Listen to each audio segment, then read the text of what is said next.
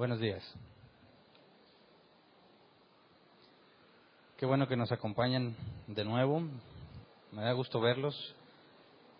Es grato saber que no prometemos prosperidad, no prometemos sanidad, no prometemos nada que resulte atractivo al hombre natural, ¿verdad? Y aún así vienes a estudiar. Esas son muy buenas noticias, ¿verdad? Y estamos estudiando en la serie de fundamentos la parte de vivir en santidad. Y bueno, se nos atravesaron varios eventos, ¿verdad? Y tuvimos que ponerle pausa a nuestro estudio de vivir en santidad. Vimos la parte 1 y en esa parte 1 estudiamos lo que era la santificación, ¿verdad? Quisiera recordar brevemente lo que vimos para poder estudiar a profundidad el tema de hoy. La parte 2, el tema es nueva criatura. Y bueno, estudiando lo que era la santificación y los ejemplos que vimos, dijimos que había diferencia entre santificación y santidad, ¿verdad? No era lo mismo. Nos confunden las palabras, ¿verdad? Porque son en esencia la misma palabra en griego, pero estamos hablando de cosas distintas. Santificación se refiere a la obra de Dios en nosotros. En cuestión de las cosas de Dios, yo no puedo santificarme a mí mismo, es decir, ningún hombre puede declararse santo. Quien santifica es Dios, ¿verdad? Y la santidad es la consecuencia de la santificación. Si Dios te santificó, entonces eres santo. Tienes santidad cuando Dios te santificó. Es decir, una persona tiene que ser santificada por Dios y vimos que se requería desde la elección y la predestinación. La palabra griega agios para santidad es ser puesto aparte. La Biblia enseña que fuimos elegidos y predestinados desde antes de la fundación del mundo. Fuiste puesto aparte. Desde ahí hablamos de la santificación en la perspectiva eterna, ¿verdad? Antes del tiempo. Y vimos que era un tanto absurdo hablar de algo antes del tiempo, porque decir antes ya implica tiempo, ¿verdad? Pero hacemos la distinción entre antes de la creación, la eternidad, donde pasado, presente y futuro están todos en un mismo instante, cosa que no podemos comprender con esta mente terrenal, pero desde ahí Dios nos santifica. Pero se lleva a cabo, se manifiesta en el tiempo, cuando Dios nos hace nacer de nuevo. ¿Se acuerdan? Hablamos de la regeneración, y la regeneración es lo mismo que el nuevo nacimiento. Jesús le dijo a Nicodemo que si no naces de nuevo, no puedes entrar al reino de los cielos. Entonces, cualquier persona que no sea regenerada no es cristiana. Y hicimos un breve recordatorio de lo que vimos en el Ordo Salutis, el orden de la salvación, y dijimos que en la regeneración recibiste fe, fuiste convertido, es decir, te apartaste del pecado. No totalmente, ¿verdad? Pero hay una clara distinción entre antes y después, antes de Cristo y después de Cristo. Fuiste declarado justo, y vimos que este es un concepto legal. Ya no hay condenación para ti, porque por los méritos de Cristo tú fuiste declarado inocente. Fuimos adoptados como hijos de Dios y fuimos hechos uno en Cristo. Fuimos unidos a Cristo, somos parte de su cuerpo, ¿verdad? Entonces, si fuiste elegido por Dios, llegará el momento en el tiempo en el que eres regenerado. Y esa es la evidencia de la santificación. Santificación es que Dios te puso aparte. La regeneración, ese cambio, ese nuevo nacimiento, pone en evidencia que fuiste santificado. Nadie puede decir que es santificado por Dios si no ha sido regenerado. ¿Ok? Ahora, la santificación, entonces, es inseparable de la regeneración. Porque si Dios te santificó en la eternidad, tiene que llegar un momento en el tiempo en el que eres regenerado. Así que no puedes hablar de regeneración y santidad como cosas separadas. Son inseparables. No puedes hablar una sin la otra. No puedes decir que fuiste regenerado sin ser santificado y viceversa. No puedes decir que fuiste santificado si no fuiste regenerado. Entonces, cuando hablamos de la regeneración o nacer de nuevo, habla de estos cambios internos, ¿verdad? Dentro de mí, cuando la Biblia habla de la palabra corazón, el griego cardia, habla del hombre interior, ¿verdad? No hablo de un proceso cerebral, ¿verdad? Hablamos de la mente, y la mente no está en la carne. No voy a profundizar mucho en eso ahora, pero vimos a cierto grado este asunto, que no somos un cerebro, ¿verdad? Somos alma o una parte espiritual que usa el cerebro. No negamos que el cerebro trabaja con el alma en los pensamientos. Si hablamos de la memoria, decimos que se archiva en el cerebro, ¿verdad? Alguien puede perder la memoria y olvidar lo que hizo, olvidar quiénes son las personas que siempre veía, ¿verdad? Olvidarse de quién es él mismo. Pero el hecho de pensar, pienso, luego existo, el hecho de pensar no decimos que es un acto del cerebro, sino producto de una mente. Y esa parte espiritual fue renovada. Pero hablábamos de este dualismo entre la parte espiritual y la parte física. Así que para entender lo que es una nueva criatura, porque todos hemos escuchado de que somos nueva creación, ¿verdad? El problema es que a veces llegamos a conclusiones incorrectas en cuanto a qué deberíamos esperar de nosotros mismos que somos nueva criatura. Si vamos a hablar de vivir en santidad, tienes que entender cómo es que eres una nueva criatura. De ahí podemos hablar de conceptos que estudiaremos un poco más adelante, como la vivificación o mortificación. Entonces, este tema es la conexión entre la santificación, que es la santidad, y cómo debemos vivir en santidad. Es decir, vamos a explicar bíblicamente los conceptos o la doctrina que nos enseña cómo es que somos nueva criatura, y como consecuencia esta información nos permite entender cómo en la práctica vivimos en santidad.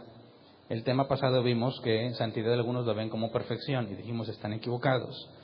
Fuiste puesto aparte, sigues equivocándote, ¿verdad? Debes avanzar hacia la madurez. No significa que cada vez te vas a equivocar menos hasta que ya no te equivoques, no, sino que te vas a equivocar en cosas diferentes, ¿verdad? Cada vez menos escandalosas, cada vez menos evidentes, pero en este cuerpo no vas a dejar de equivocarte. La perfección no se alcanza en este cuerpo. Entonces consideremos, para empezar a analizar lo que es ser nueva criatura y cómo es que la santidad es inseparable de esto, vamos a Romanos 7, 15 al 25. Y vamos a orar primero para no dejar esto de lado, porque vamos a entrar a temas un tanto complicados, bíblicamente hablando, y necesitamos la gracia de Dios, tanto los que me oyen como yo que hablo, ¿verdad? Así que vamos a orar. Señor, antes de estudiar queremos poner esto en tus manos para que nos guíes. Como cantábamos hace unos momentos, muéstranos a través de tu verdad, Señor, muéstranos a Cristo, muéstranos la obra que hizo en nosotros, muéstranos quiénes somos en ti. Permítenos comprender en buena medida, Señor, lo que has hecho en nosotros para comprender lo que nosotros debemos hacer. Enséñanos, Padre, por medio de tu palabra es lo que te pedimos. Amén. Ahora sí, Romanos 7, 15 al 25. Dice, no entiendo lo que me pasa, pues no hago lo que quiero, sino lo que aborrezco.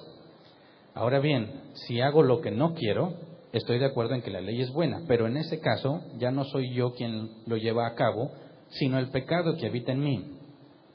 Yo sé que en mí, es decir, en mi naturaleza pecaminosa, nada bueno habita. Aunque deseo hacer lo bueno, no soy capaz de hacerlo. De hecho, no hago el bien que quiero, sino el mal que no quiero. Y si hago lo que no quiero, ya no soy yo quien lo hace, sino el pecado que habita en mí. Así que descubro esta ley, que cuando quiero hacer el bien, me acompaña el mal, porque en lo íntimo de mi ser me deleito en la ley de Dios. Pero me doy cuenta de que en los miembros de mi cuerpo hay otra ley, que es la ley del pecado. Esta ley lucha contra la ley de mi mente y me tiene cautivo. Soy un pobre miserable. ¿Quién me librará de este cuerpo mortal? Gracias a Dios por medio de Jesucristo nuestro Señor. En conclusión, con la mente yo mismo me someto a la ley de Dios, pero mi naturaleza pecaminosa está sujeta a la ley del pecado. Ahora, cuando vemos este conflicto interno, quisiera resaltar ciertas frases que nos llevan a entender si este pasaje Pablo está hablando de sí mismo como hijo de Dios o está hablando de sí mismo antes de nacer de nuevo.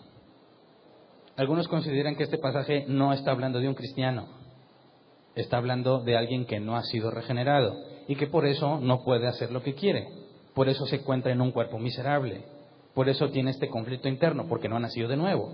Pero a mí me parece que no hay sustento bíblico para esa afirmación, precisamente por lo que dice. Por ejemplo, dice, no hago lo que quiero, sino lo que aborrezco. No soy yo quien lo lleva a cabo, sino el pecado que habita en mí. Cuando quiero hacer el bien, me acompaña el mal. En lo íntimo de mi ser me deleito en la ley de Dios. En los miembros de mi cuerpo hay otra ley, que es la ley del pecado. Esta ley lucha contra la ley de mi mente. Fíjate, la ley de su cuerpo contra la ley de su mente. Soy un pobre miserable. ¿Quién me librará de este cuerpo mortal? Dice, con la mente yo mismo me someto a la ley de Dios, pero mi naturaleza pecaminosa está sujeta a la ley del pecado.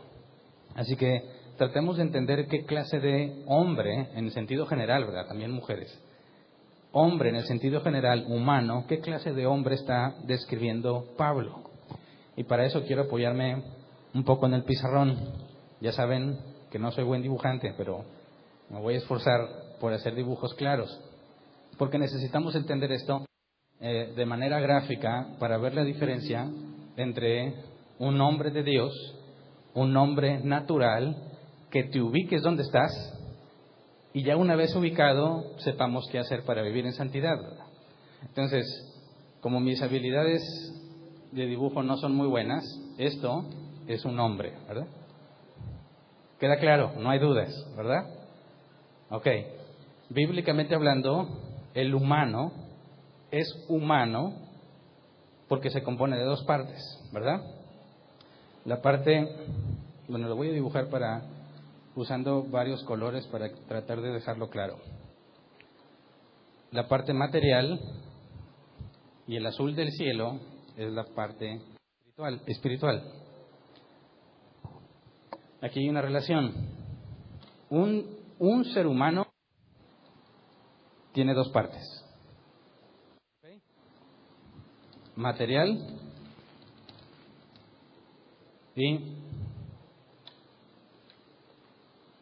espiritual. Aquí hay distintas posturas entre creyentes. Esto es espíritu o alma. O espíritu y alma hacen referencia a una misma sustancia espiritual. Entonces, para no entrar en debates en cuál postura es la que más te convence, podemos, aún así, independientemente de si somos tres o dos partes, podemos dividirla sin problema en la parte material y en la parte espiritual, ¿ok? Ahí evitamos ese conflicto. Más adelante estudiamos, sobre todo cuando estudiamos el tema de la muerte, qué pasa cuando nos morimos, en la parte espiritual y todo eso. Pero hasta aquí, Pablo nos dice, fíjate bien. Así, gracias. En la parte que Pablo nos dice, no hago lo que quiero, sino lo que aborrezco. No soy yo quien lo lleva a cabo, sino el pecado que habita en mí. Cuando quiero hacer el bien, me acompaña el mal. En lo íntimo de mi ser, me deleito en la ley de Dios. En los miembros de mi cuerpo hay otra ley, que es la ley del pecado. Me parece que dejan claro esto, ¿verdad? En lo íntimo de mi ser, esta es la parte invisible para nosotros, ¿verdad? Me deleito en las cosas de Dios, pero en los miembros de mi cuerpo hay otra ley, ¿verdad? Este, que es parte del mismo hombre, internamente quiere hacer lo que a Dios le agrada. Esta parte quiere hacer lo que le agrada a sí misma. ¿Se entiende? Ahora, si vemos Gálatas 5, 16 al 17, Gálatas 5, 16 al 17 dice, así que les digo, vivan por el Espíritu y no seguirán los deseos de la naturaleza pecaminosa, porque ésta desea lo que es contrario al Espíritu y el Espíritu desea lo que es contrario a ella. Los dos se oponen entre sí, de modo que ustedes no pueden hacer lo que quieren. Ahora, fíjate que nos ponen la palabra Espíritu con E mayúscula. No está hablando de esto. Ojo. Vivan por el Espíritu no está diciendo que vivas aquí. Espíritu con mayúscula. El Espíritu Santo. Vivan por el Espíritu. No seguirán los deseos de la naturaleza pecaminosa. Aquí se está hablando de esta, ¿verdad? Porque esta desea lo que es contrario, no a esta, sino al Espíritu. El Espíritu desea lo que es contrario a esta. Así que voy a poner aquí en medio Dios. Decimos, Pablo dice, tengo un conflicto en mí, ¿verdad? Gálatas nos dice, hay un conflicto entre el Espíritu Santo, que es Dios, y mi naturaleza pecaminosa. ¿Ok?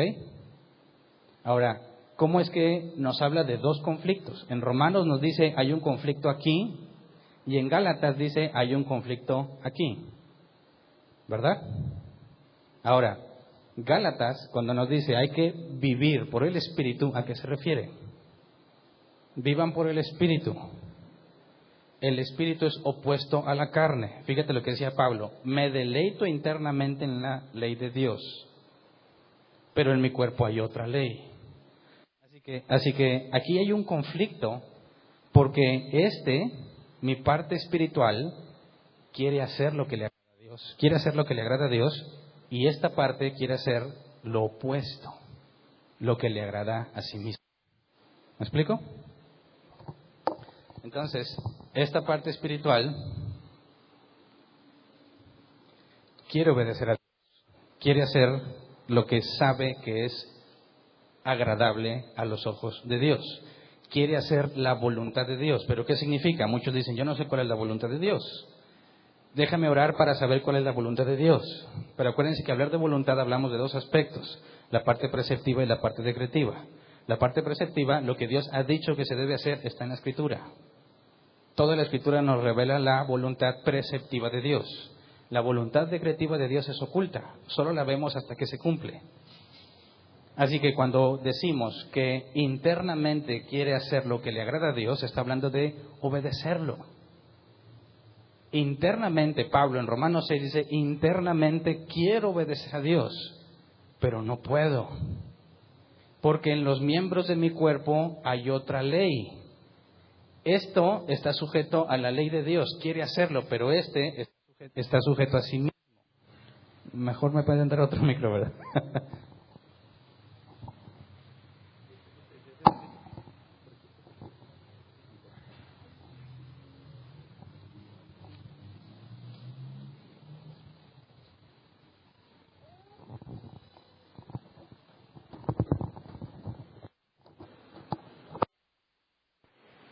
No, ya.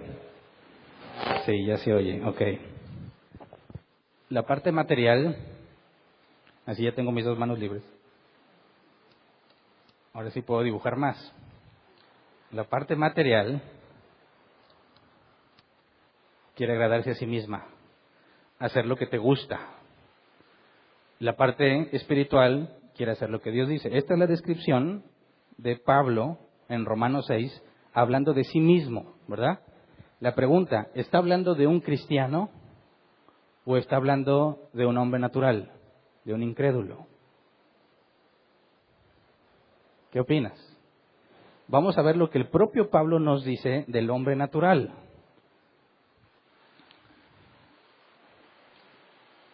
Bueno, primero lo leemos. Dice, 1 Corintios 2:14, Reina Valera 60. 1 Corintios 2:14, Reina Valera 60, porque lo dice literal. Dice, pero el hombre natural no percibe las cosas que son del Espíritu de Dios, porque para él son locura, y no las puede entender porque se han de discernir espiritualmente. Ahora fíjate, Pablo dice, internamente me deleito en la ley de Dios, ¿verdad? ¿Qué se requiere para querer hacer lo que Dios quiere y que le resulte algo agradable? Necesitas comprender lo que Dios quiere. El hombre natural dice, no percibe las cosas que son del Espíritu de Dios. ¿Es posible que este hombre sea un hombre natural teniendo esta división interna? No, no es posible. ¿Cómo está describiendo Pablo al hombre natural? Lo voy a tratar de plasmar acá en esta misma analogía. Tienes al hombre natural, tienes exactamente la misma división, la parte espiritual y la parte material. Y las dibujé con el mismo color porque estas están de acuerdo. Y aquí le voy a poner un corazoncito.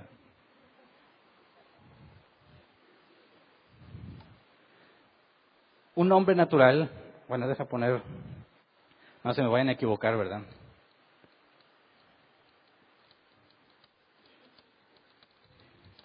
Esta es una nueva criatura.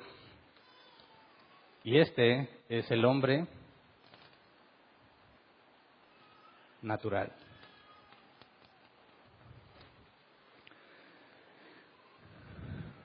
Romanos 3, 10 al 18 nos da otra descripción del mismo Pablo. Así está escrito. No hay uno solo justo, ni siquiera uno.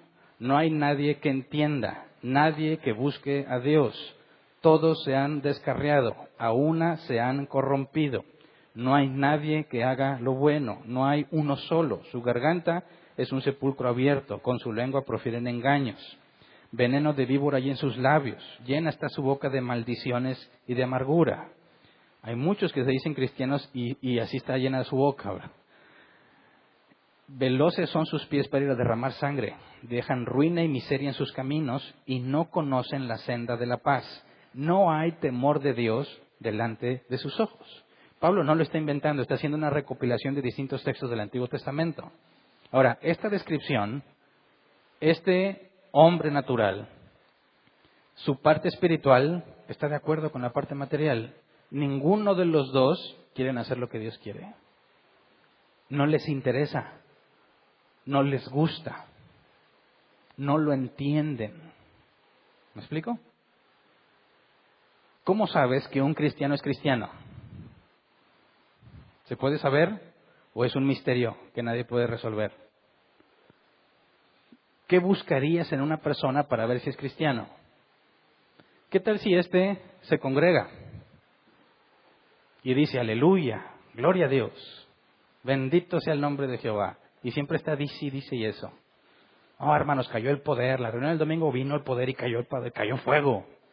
Y lo oyes hablando siempre así. Dicen, oh, mira, ese es un siervo de Dios. ¿No? Estás viendo las cosas equivocadas. Porque según Romanos 3, en su lengua hay engaño. No creas que porque alguien cada rato dice que alaba a Dios o te cita la Biblia, ya por eso es cristiano. Porque la característica del hombre natural es que tiene una lengua mentirosa. Su boca está llena de engaño. ¿Qué es lo que debes de buscar en una persona para saber si es cristiana? Este conflicto, ¿verdad? Pero si esta parte espiritual no se ve, ¿cómo le haces? ¿Cómo le haces para decir, no, es que mira, yo adentro, muy dentro de mí, soy buena gente, pero siempre te maltrata? ¿Qué tal si alguien te dice, es que, imagínate, muchachas, te dicen, yo te amo, pero siempre te está agrediendo verbalmente? Yo te amo, eres una tonta. Dices, ¿en serio? Créeme, ¿por qué no crees en mí? Porque leo la Biblia, ¿verdad? Por eso. ¿Qué he hecho yo para que no me creas? No, pero es que no se trata de lo que has hecho para que no te crea, sino de que no he visto lo que debería darme algo de confianza en lo que me dices. Ahora, ¿cómo es que se vuelve visible? Decimos, la santificación no se puede separar de la regeneración, ¿verdad? Si fuiste regenerado, fuiste transformado. Y si fuiste transformado, debe haber santidad. ¿Cómo entendemos eso? Mira, si hay una enorme diferencia entre un hombre nuevo y un hombre natural, vamos a este pasaje que dice Efesios 4, 22 al 24, dice, con respecto a la vida que antes llevaban, fíjate, ¿a quién le está hablando? A los cristianos. La vida que antes llevaban, se les enseñó que debían quitarse el ropaje de la vieja naturaleza, la cual está corrompida por los deseos engañosos, ser renovados en la actitud de su mente y ponerse el ropaje de la nueva naturaleza, creada a imagen de Dios en verdadera justicia y santidad. Así que nos está hablando de dos naturalezas, ¿verdad? La vieja y la nueva. La vieja naturaleza está corrompida por los deseos engañosos. De estas dos partes de la nueva creación de Dios, ¿cuál es la que está corrompida en sus deseos engañosos? Esta. ¿verdad? Vieja naturaleza.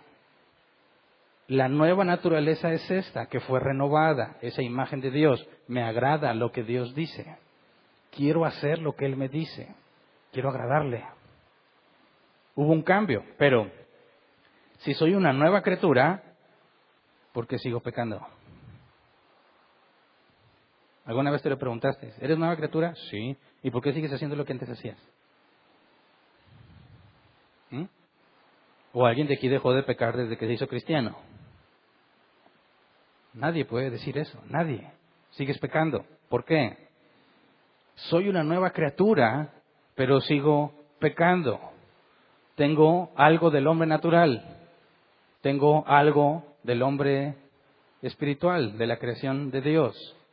Nueva creación de Dios. Entonces, ¿qué soy yo? ¿Así voy a estar siempre? ¿Esto significa ser cristiano? Primero, aunque no voy a profundizar, la Biblia nos dice que hay un cambio pendiente todavía. No se ha acabado el proceso. Primera de Juan 3:2. Queridos hermanos, ahora somos hijos de Dios, pero todavía no se ha manifestado lo que habremos de ser. Sabemos, sin embargo, que cuando Cristo venga, seremos semejantes a Él, porque lo veremos tal como Él es. Semejantes a Él. ¿Significa que te vas a convertir en Dios? No. Semejantes a Él en la resurrección. Resucitó con un cuerpo glorificado. Vamos a ser semejantes a Él. ¿Qué parte va a cambiar cuando Él venga? Esta. Cuando Él venga y haga resucitar a todos los muertos y los que están vivos sean transformados, no regenerados, tuvieron que haber sido regenerados ya. Transformados implica que esta parte va a cambiar y el conflicto va a desaparecer. ¿Me explico? Ahora, ¿dónde está la santidad? ¿En qué proceso? ¿Cómo la vemos? ¿Cómo comprendemos lo que la santidad es? Porque si Dios ya hizo una obra en mí y me hizo nueva criatura, pero sigo pecando, y mientras tenga este cuerpo, no puedo dejar de pecar, ¿cómo sabes quién es quién? ¿Cómo sabes si vas bien o vas mal? ¿Cómo sabes si estás creciendo en santidad o no? Es más, ¿cómo le hacemos? Porque si tu deseo interno es agradar a Dios, y vivimos el tema pasado, sin santidad, es imposible agradar a Dios. ¿De qué nivel de santidad nos habla? ¿Del momento en que nos hizo nueva criatura, ya soy santo? ¿Ya con eso basta? Bueno, para salvación sí. Pero no significa que ahí te vas a quedar. No significa que ese es, bueno, ya me salvé, asunto arreglado. No. La Escritura nos enseña que debemos crecer en estatura por medio de los dones que Dios ha repartido en la iglesia, por medio de los ministerios, por medio de distintos medios que vamos a estudiar más adelante. Debes ir creciendo cada vez más a la estatura de Cristo. Pero entonces, cuando hablamos de santidad, si realmente esto pasó en ti, la santidad queda evidente cuando esta parte hace lo que ésta quiere. ¿Me explico? Aquí siempre vas a querer hacer lo bueno. Dices, ¿quién quiere agradar a Dios? Todos te van a decir que sí, hasta los que no son creyentes, que se creen creyentes, te van a decir que quieren agradar a Dios. Pero ¿cómo ves la santidad en alguien? ¿Cómo la ves? Ese es el punto. Estamos hablando de ver algo que es invisible a nuestros ojos. Esto no lo puedes ver. Quizás internamente tienes las mejores intenciones del mundo cuando hablas conmigo. Pero lo que yo veo es esto. ¿Qué haces? ¿Cómo te comportas? Y entonces yo tengo que decidir, ¿lo que me dices que internamente pasa concuerda con lo que haces? Si no concuerda, no estamos hablando de santidad, estamos hablando de pecado. Fíjate, la santidad consiste en que mi cuerpo, la parte visible, haga lo que internamente quiero hacer, lo que agrada a Dios. La santidad, por eso se traduce en obedecer a Dios. ¿Se acuerdan que vimos en la guerra espiritual? La santidad es obedecer a Dios. ¿Qué es la obediencia? Yo quiero obedecerlo, pero no lo hago. Dijo Pablo en Romanos 6, lo que quiero hacer, no lo hago. Eso es pecado. Lo que no quiero hacer, termino haciéndolo. ¿Me explico? La santidad es visible cuando hay armonía en estos, porque deja de hacer lo que quiere. Me obligo a mí mismo a hacer lo correcto. Decimos, tengo que orar. Hoy no tuve tiempo, mañana oro. Y luego llega mañana, no tuve tiempo, mañana oro. ¿La intención es lo que cuenta? ¿Voy a creer que eres santo porque tienes buenas intenciones? No, por lo que haces. ¿Verdad? Entonces si dices, oye, es que no tengo ganas, no tengo tiempo, ese es el punto. La santidad no es gratis. Es decir, no te va a fluir como si nada. No vas a despertar un buen día diciendo, ahora de aquí en adelante siempre voy a orar. Hay días que sí sientes, pero se te acaba. ¿Verdad? ¿Alguna vez te propusiste ser más diligente en el estudio de la palabra y te duró unos pocos días? Si con la dieta, ¿cuánto nos dura? En las cosas de Dios pasa tristemente de una manera muy similar. El hecho de que quieras no significa que es una buena señal solamente. Buenos deseos cualquiera los puede tener, buenas intenciones también, pero la santidad es cuando te obligas, esta parte visible, que siente, que se enoja, que tiene envidia, que le da coraje, que se desespera, que se vuelve agresivo. Cuando dominas eso y haces que esto se comporte como internamente deseas, obedeciendo a Dios. Cuando tenías todas las ganas de decirle a alguien sus verdades en la cara y mejor cuentas hasta 10, ¿verdad? Eso es santidad. Y suena nada espiritual, ¿verdad? Queremos ver una persona santa, alguien que habla en lenguas, alguien que hace milagros, alguien... No, es algo tan simple y se vuelve visible cuando dominas esta parte. Pecado, vivir en la carne, es hacer lo que éste quiere. Vivir en el Espíritu es hacer lo que éste quiere, que es obedecer a Dios. ¿Me explico? Ahora,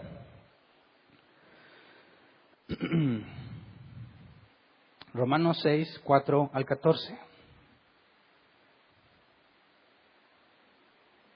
Hay mucha información aquí que debemos desglosar, pero vamos a leerlo completo primero. Romanos 6, 4 al 14 dice, por tanto, mediante el bautismo fuimos sepultados con Él en su muerte, a fin de que así como Cristo resucitó por el poder del Padre, también nosotros llevemos una vida nueva. En efecto, si hemos estado unidos con Él en su muerte, sin duda también estaremos unidos con Él en su resurrección. Sabemos que nuestra vieja naturaleza fue crucificada con Él para que nuestro cuerpo pecaminoso perdiera su poder, de modo que ya no siguiéramos siendo esclavos del pecado, porque el que muere queda liberado del pecado. Ahora bien, si hemos muerto con Cristo, confiamos que también viviremos con Él. Pues sabemos que Cristo, por haber sido levantado de entre los muertos, ya no puede volver a morir. La muerte ya no tiene dominio sobre Él. En cuanto a su muerte, murió al pecado una vez y para siempre. En cuanto a su vida, vive para Dios. De la misma manera, también ustedes considérense muertos al pecado, pero vivos para Dios en Cristo Jesús. Por lo tanto, no permitan ustedes que el pecado reine en su cuerpo mortal, ni obedezcan a sus malos deseos. No ofrezcan los miembros de su cuerpo al pecado como instrumentos de injusticia. Al contrario, ofrézcanse más bien a Dios como quienes han vuelto de la muerte a la vida, presentando los miembros de su cuerpo como instrumentos de justicia. Así el pecado no tendrá dominio sobre ustedes, porque ya no están bajo la ley, sino bajo la gracia. Y en esta parte final nos dice que la única diferencia es cómo usas los miembros de tu cuerpo, ¿verdad? Nos habla de la vieja naturaleza y de la nueva, y hace distinciones muy importantes, porque no podemos decir que esta es la vieja naturaleza nada más. Porque si eres una nueva criatura, ¿qué eras antes? Un hombre natural. Así que no está hablando, fíjate bien, la parte física es mi vieja naturaleza y esta es mi nueva naturaleza. No. Está diciendo, esta es tu vieja naturaleza, esta es tu nueva naturaleza. ¿Me explico? En la nueva naturaleza, la santidad se ve por lo que haces en esto. Cuando dice, mediante el bautismo fuimos sepultados con Él en su muerte, a fin de que así como Cristo resucitó por el poder del Padre, también nosotros llevamos una vida nueva. Y aquí nos está hablando de la unión con Cristo. Nos habla de uno de los significados del bautismo. Cuando te sumerges en el agua y sales, estás diciendo, morí y resucitaré. También está diciendo, morí y ya no soy el mismo. Muero y vivo. Esta situación de que estás muerto pero vivo es una paradoja. Paradoja es algo que parece contradicción, pero no lo es, porque nos habla en sentidos distintos. Estás muerto, pero estás vivo. Y de hecho vives porque estás muerto. Dices, no se entiende, ¿verdad? Esos cristianos están locos. No, es que hay que entender el sentido de las cosas que nos dice. Dice, en efecto, si estamos unidos con Él en su muerte, sin duda también estaremos unidos con Él en su resurrección. ¿Se acuerdan que cuando naces de nuevo en la regeneración, también está lo que llamamos unión con Cristo? Es como si estuviéramos en Él. Así como en Adán todos morimos, dice Pablo, en Cristo vivimos. Tal como es Adán, son los humanos naturales, tal como es Cristo, serán los humanos celestiales, por así decirlo, lo que fue creado nuevo. Pero todavía no se completa, ¿verdad? Hasta la glorificación. Entonces, dice, porque el que muere, sabemos que nuestra vieja naturaleza, ¿cuál es la vieja naturaleza? Aquella, fue crucificada con Él para que nuestro cuerpo pecaminoso perdiera su poder. Si eres nuevo, esta parte dice fue crucificada con Cristo, es decir, en la crucifixión, en la muerte, morimos nosotros, nos cambió. ¿Qué es lo que cambió? Esto. Esta parte que eras antes, la cambia totalmente. Ahora tienes esta parte. Por dentro eres nuevo. Ya no estás de acuerdo con tu carne. Ahora están opuestas. Esta es tu nueva naturaleza, esta es la vieja naturaleza. ¿Ok? Dice, nuestra vieja naturaleza fue crucificada con Él para que nuestro cuerpo pecaminoso perdiera su poder, de modo que ya no siguiéramos siendo esclavos del pecado. Ahora, ¿qué es la parte que te mantiene esclavizada? Dice, si ya moriste con Él, eso fue para que nuestro cuerpo pecaminoso perdiera su poder. ¿Cuál es el problema del ser humano natural? Su cuerpo y la parte espiritual que es incapaz, moralmente hablando, de rechazar los deseos de esta carne. Haces lo que más te gusta, haces lo que más amas. Y como no has sido renovado ni regenerado, haces lo opuesto a Dios, porque eso es lo que te gusta hacer. Jesús dijo, esta es la condenación, la luz vino a los hombres, pero los hombres amaron más las tinieblas porque sus obras son malas. Dios dice, cambio ahora eres así, ya no tiene poder sobre ti, porque aquí tienes la capacidad de decirle, no quiero.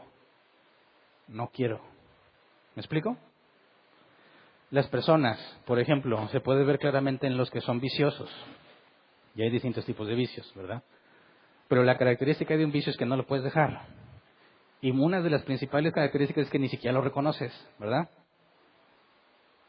Dicen que los hombres tenemos mucho este problema. Las mujeres se ven al espejo y siempre se ven gordas, aunque estén bien flacas. Pero el hombre se ve al espejo y ¿qué ve? Siempre, aunque está bien gordo, dice, pues me veo bien, ¿verdad? Y ese es el peligro, que cada vez estás más gordo, pero te sigues viendo bien. Pues feo no estoy, ¿verdad? Feo aquel, ¿verdad? Yo me veo bien, pero porque mentalmente como que restringes, nada más ves de aquí a acá, sin cachete, y dices, yo decir así, te acercas bien, estoy bien, ¿verdad? Te convences a ti mismo. Lo mismo pasa con las personas. Pregúntale a alguien si es malo. Alguien que no es cristiano te va a decir, yo no soy malo, yo soy una buena persona. Todos se ven a sí mismos como una buena persona. Es el primer síntoma de que tienes un problema, ¿verdad? Y nunca van a verse como malas personas porque siempre se van a comparar con otro. Están ciegos ante la santidad de Dios. No saben cómo es Dios y se comparan con otros. Pero cuando Dios te abre el entendimiento, ya no te comparas con otros. Te comparas con Él y dices, soy un gran pecador. Alguien puede decir, oye, pero no haces tantas cosas como aquel. Sí, pero no me estoy comparando con Él. Si me comparo con Cristo, soy un terrible pecador. Por eso hay una frase que se me olvidó anotar quién era el autor, pero me gustó mucho y me la grabé. Es que dice, si al peor pecador que conoces no eres tú mismo, algo está mal contigo. ¿Me explico? Si al peor pecador que conoces no eres tú mismo, hay problemas contigo. ¿Por qué? Porque ¿con quién te estás comparando para decir que hay otro que peca más? Estás haciendo la comparación de un hombre natural, se compara con los demás. Pero si te comparas con Dios y puesto que no conoces todo lo que los demás hacen, tendrías que decir, como dice Pablo, del cual yo soy el peor, ¿verdad? Oye, pero no es cierto, Pablo, allá en los Corintios eran más pecadores que tú. Ah, es que tú no ves lo que Dios ve. Tú no sabes todo lo que está en conflicto dentro de mí. Yo lo sé, por eso te digo que soy muy pecador, el peor de todos. Porque de los demás hombres no conozco todas sus obras. ¿Me explico? Ahora, dice, porque el que muere queda liberado del pecado. El que muere obviamente está hablando en Cristo, ese es el contexto. Al momento de morir, ¿me está hablando de la muerte física? No, está hablando de la muerte en el sentido de lo que está dentro de mí. Si yo morí en Cristo, esta parte digamos que se murió. Esta sigue vivita y coleando y sigue vigente aquí. Pero esta es nueva. El nuevo nacimiento consiste en esta parte particular. Aquí nací de nuevo, está incompleta la obra. Cuando Cristo venga, me va a dar un cuerpo distinto. Y entonces voy a ser, en esencia, mis dos partes tal como lo es Cristo, en su naturaleza glorificada, ¿verdad? ¿Me explico o ya los perdí?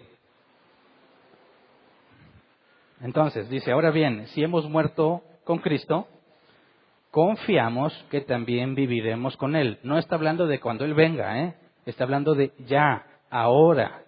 Si moriste en Cristo, o sea, si tú te moriste en tu parte humana y eres una nueva creación, vivirás en santidad. No es opcional. No es opcional. Si realmente naciste de nuevo, vas a vivir en santidad. Quieras o no. ¿Por qué? Vimos en Gálatas. Porque el Espíritu es opuesto a la carne. Se oponen para que no hagas lo que tú quieras. En eso consiste el poder de Cristo. Fíjate, cuando nos declara justos, estamos diciendo que Jesús está oficiando como sumo sacerdote, ¿verdad? Te declaró inocente, como los sacrificios en el Antiguo Testamento. Hay expiación del pecado, queda perdonado tu pecado y eres inocente.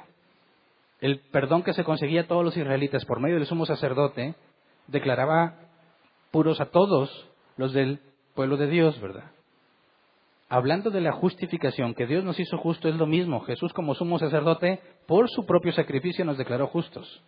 Pero hablar de santidad no tiene que ver con el sacerdocio de Cristo, sino con que Él reina.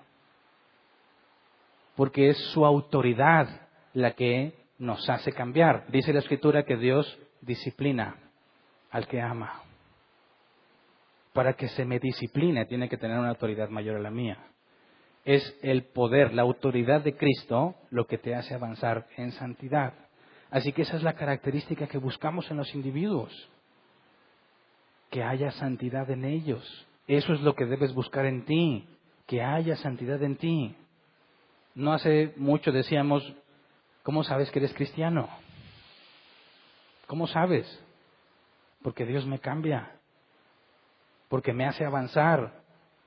Y no siempre es porque yo quiero, me disciplina y luego me convence. Y ahora sí ya es porque quiero, pero primero no quería. Entonces, ¿dónde está la evidencia del cristianismo? En el cambio visible. No nada más es cuestión de fe. Por eso todos que tenemos que estar atentos, primero en ti, a lo que tú haces. No te convenzas de que porque querías hacerlo ya es suficiente. No, ¿realmente lo estás haciendo? Si no, no tienes santidad. Ahora, dice, también ustedes considérense muertos al pecado, pero vivos para Dios en Cristo Jesús. estamos muertos al pecado, vivos para Cristo Jesús. Es decir, esta parte cambiada, ya no soy esclavo de esto, ¿verdad? Puedo hacer lo que Dios quiere, pero no se me ha quitado de encima. Ya no soy esclavo de él. Si tu cuerpo te decía, vamos a hacer esto, tú antes le decías, amén, ¿verdad? Sí, y hasta le mejoras. ¿Y qué tal si le agregamos esto? Pura felicidad. ¿Quién peca incómodo? A ver. ¿Quién cuando peca dice, pues yo no quería, pero ¿qué más le vamos a hacer? Uno tiene que sufrir. No, todos pecan porque quieren, porque les gusta, ¿verdad? Ahora, el pecado consiste en no hacer lo que Dios quiere, sino lo que tú quieres. La santidad consiste en decir, yo sigo queriendo muchas cosas que sé que no debo de hacer, pero me voy a forzar a no hacerlas. No es algo que te nace, fíjate bien. Muchas veces sí te va a pasar que no quieres hacer lo malo porque no te interesa, pero muchas veces eso no es un factor que tenga que ver con la santidad. Por ejemplo, alguien como yo que no le gusta el fútbol, podría decir, gracias Dios porque yo no soy tan fanático como esa bola de perdidos, que si su equipo gana o pierde les afecta hasta en su estado de ánimo, que se agarran a pedradas entre otros porque le dicen cosas a su equipo, que piensan que ganaron porque 11 jugadores ganaron y él se incluye, ganamos y él no hizo nada. Y así te puedo seguir diciendo un montón de cosas y burlándome de ellos. Digo, pero yo soy santo porque yo no hago eso. No, a mí no me interesa. Yo no me esfuerzo por evitar el fútbol. Yo no me esfuerzo para controlarme y no ser un fanático. No, ni problema me causa. Lo mismo me pasa con la cerveza. Hay quienes están luchando con la cerveza. Dice, yo soy más santo que ellos porque a mí no me interesa la cerveza. No, desde que Dios me hizo nacer de nuevo, jamás he vuelto a tener deseo de consumir cerveza. No me interesa, me da asco. Eso no significa que estoy avanzando. Esa es una gracia que Dios me dio. Yo no batallo con eso. El problema es que muchos dicen, mira, como yo no batallo en eso, yo soy más santo que tú. Cuando no están haciendo nada, es decir, en automático, eso no es un conflicto.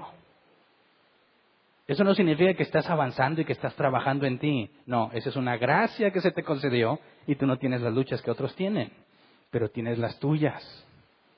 Y hay unas que te son bien difíciles, bien pesada la carga. Y otra te puedo decir, ¿batallas con eso? Novato. Dices, ¿cuál novato? Tenemos luchas distintas. Porque aunque tenemos la misma gracia para ser llamados hijos de Dios, se nos concede en nuestra vida de formas diferentes. Quien luche con la pasión del fútbol no es más o menos santo que el que lucha con la pasión al vino, a la cerveza, al cigarro. Quien no controla su lengua tiene el mismo problema que el que lucha con el fútbol. Así que es imposible que por la lucha que ves que otros tienen, trates de determinar que tú eres mejor o peor. ¿Me explico?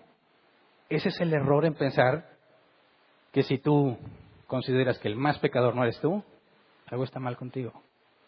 Algo está mal contigo.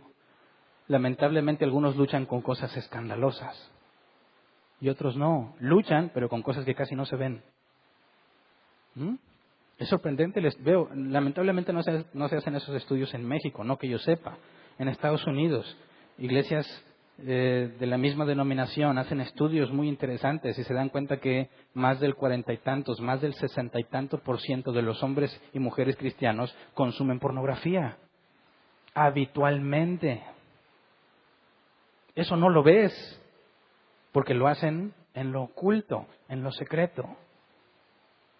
El peligro es que ellos que luchan en secreto con eso, pero que nadie los ve, se ven a sí mismos como más santos cuando dicen, mira, un homosexual, directito al infierno, dice. ¡Qué hipócrita! ¡Qué hipócrita! La diferencia es que tu pecado no es tan visible como el de ellos. Pero pecas. ¿Me explico? ¿Cómo vemos la santidad? ¿Cómo la vemos? En el dominio de tu carne. Ahora, cuando hablo de carne, no estoy hablando meramente del cuerpo, porque también este cuerpo también quiere cosas buenas. A veces me levanto con muchas ganas de leer, y a veces tengo bastante sueño y no quiero leer. Digo, cuerpo, ponte de acuerdo, ¿verdad? O estás conmigo o contra mí. La Biblia dice que es la carne opuesta al espíritu. Entonces, en mi cuerpo, como dice este pasaje, al contrario, antes, por lo tanto, no permitan ustedes que el pecado reine en su cuerpo mortal, ni obedezcan sus malos deseos. Aquí no puede reinar el pecado porque soy nuevo, ¿verdad? Agradable a Dios. Aquí puede reinar el pecado. Y dice, no dejes que aquí, en tu cuerpo, no dejes que ahí reine el pecado. Más bien, ofrece tu cuerpo para hacer lo bueno. El problema no es el cuerpo. Porque hay quienes dicen, no, pues es que esta carne es el problema. Así que le prometo a Dios que voy a agarrar un látigo o una vara y voy a castigar mi cuerpo. Ándele hasta que salga sangre para agradarle a Dios. No, eso hacían los sacerdotes de Baal, ¿verdad? Mucha gente que hace esas llamadas mandas, tiene que dolerles, tiene que sangrar. Algunos cristianos dicen, no tienes sangre en las rodillas, no, entonces no eres santo. Es lo mismo. No puedes decir que el cuerpo, así solo porque es cuerpo, tienes que maltratarlo. No, hablamos de la carne, hablamos de los deseos que habitan en este cuerpo, que es distinto a lo que yo quiero hacer. ¿Ok? Entonces, fíjate, si tú dejas que aquí haya pecado, estás mal. Si tú te aseguras que aquí se haga lo correcto, estás en santidad. El asunto es contigo mismo. ¿Me explico? ¿Alguno de ustedes ha orado por santidad? Dios, hazme más santo. ¿Alguno levante su mano? Hay que hacerlo, ¿verdad? Pero, ¿quiénes de los que oraron, Dios milagrosamente les quitó todo ese problema? Ok. ¿Dios te va a quitar milagrosamente todo lo que tú le pides que te quite de pecado? ¿O es algo que tú tienes que hacer? ¿Se acuerdan que dijimos, la salvación es monergismo? La santidad es sinergismo. Dios hace una parte, yo hago otra parte. Dios hizo una parte en mí, me cambió, me renovó. ¿Qué es lo que yo tengo que hacer? Buscar a Dios. ¿Se acuerdan que estudiamos la oración con ruegos y súplicas? Yo le tengo que estar rogando siempre a Dios para que yo pueda vencer esto. Para obligarme a hacer lo que es correcto. La santidad no te resulta agradable en el proceso. Te obligas. Fíjate, si debemos hacer morir la carne y vivir para Dios, como dice, no ofrezcan los miembros de su cuerpo al pecado, ofrézcanse más bien como quienes han vuelto de la muerte a la vida.